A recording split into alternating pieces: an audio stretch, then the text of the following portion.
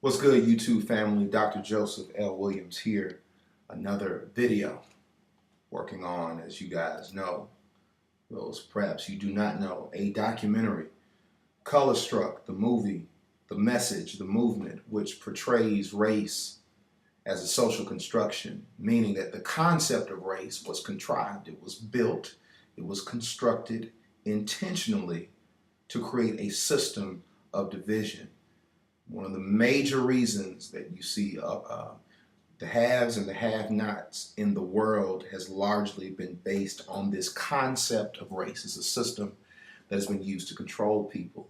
And within this piece, I am presenting race as a social construction, showing people, if you can understand how this concept affects your mindset, your morality, your worldview, your understanding of self, others, and in many instances, even God.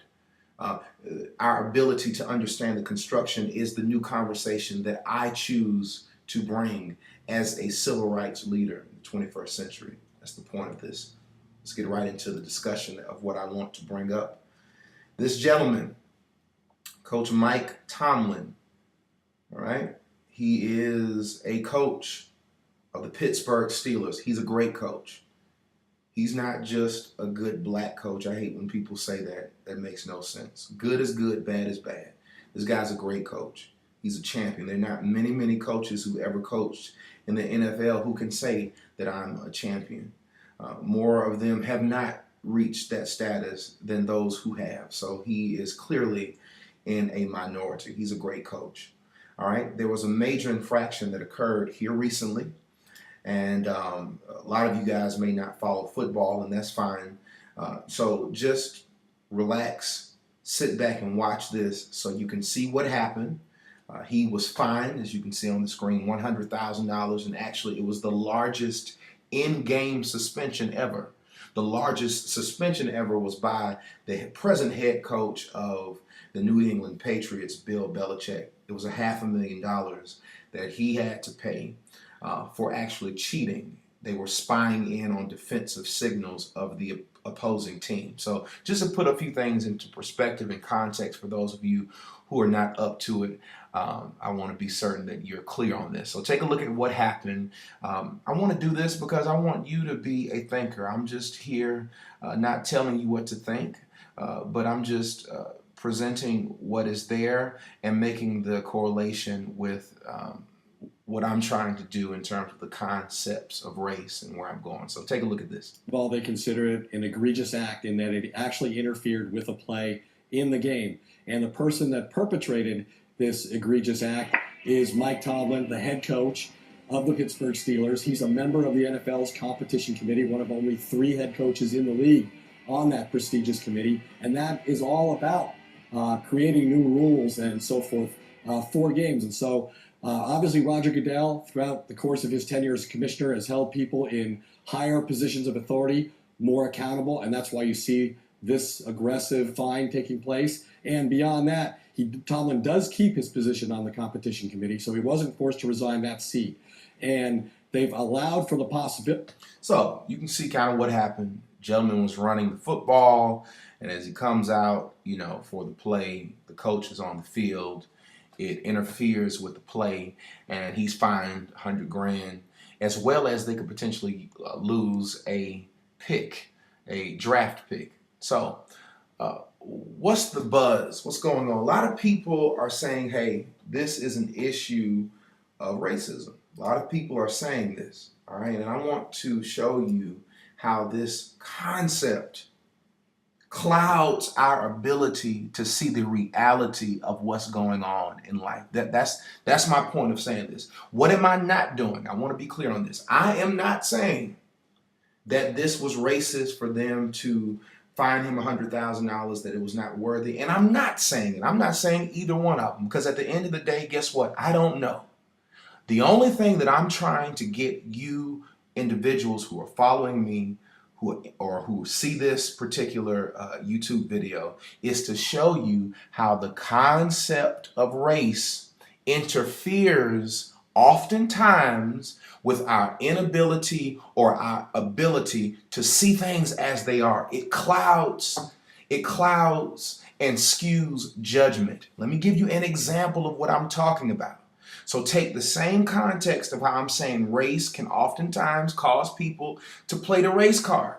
It's racist. Why? Because of this understanding of race and what it is. All right. When in actuality, if he would have been a man of a different ethnicity, would the same thing would have happened? Who knows? That's the point I'm trying to make. And let me tell you and show you how race, just like in this scenario, can sometimes create issues with our ability or our inability to see what's going on. You remember this guy? George Zimmerman. What happened? He killed Trayvon Martin. We all know that. All right? But everybody made this a race issue. Everyone made it about race. Everyone.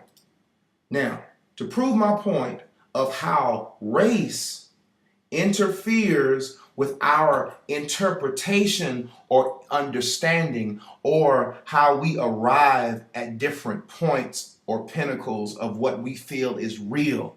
My question, just answer this one thing. Had this man been what is considered or called African American or black, my question to you, would this have been a national story? Think about that. Now listen, let's be real about this. What causes and what caused this story to be what it was revolves around the concept of what I am trying to deconstruct, and that's race. So what happens? People march, everybody's coming together, and all that stuff is great. But why can't we march with black on black crimes? Why can't we march when a Hispanic person is shot? When a gay person is shot? All right? When an old person is shot?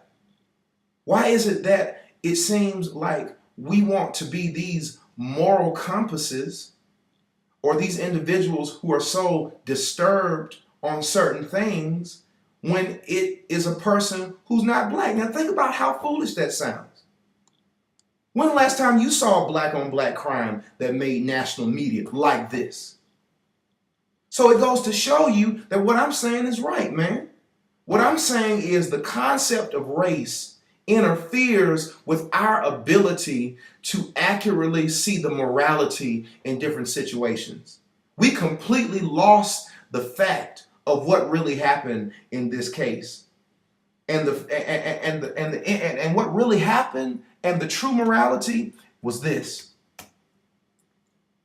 Lost life. All right? That's the point. Is that this man, not his race, but this man took the life of Trayvon Martin. Period. That's the point. And what causes us to inflame and to misconstrue the reality of what's going on is the concept of race, ladies and gentlemen. We miss the point. We miss the point. It wasn't about his race. It's about the fact that this stupid, ignorant man used bad judgment and unnecessary force and killed a young man by the name of Trayvon. That's the issue. And if we can't come together as a people to march against somebody taking somebody else's life, regardless of what their race is, how stupid is that? So that's what I stand for. That's what I'm trying to do. And think about how many other times the concept of race causes us to misconstrue what happens. Trials, people that you meet. What about business interactions? What about the times to where, maybe you missed a job because of your race, no matter what it was.